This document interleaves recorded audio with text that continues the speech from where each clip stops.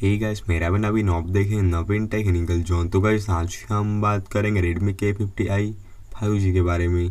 Guys आज का हमारा टॉपिक है keyboard sound settings, how to enable and disable keyboard sound. तो गाइस अगर आप अपने फ़ोन में कीबोर्ड साउंड को इनेबल एंड डिसेबल करना चाहते तो गाइस यह वीडियो को आखिरी तक देखिए एंड समझिए।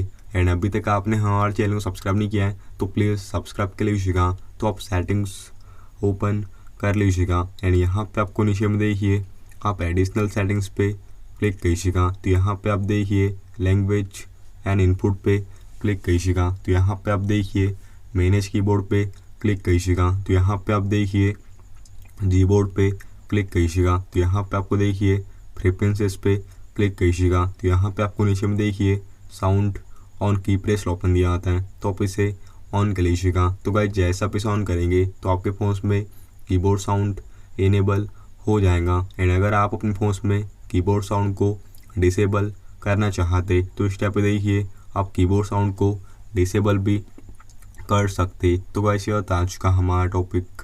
उम्मीद है कि आपको वीडियो पसंद होगी। आज के लिए बस इतना ही। Thank you.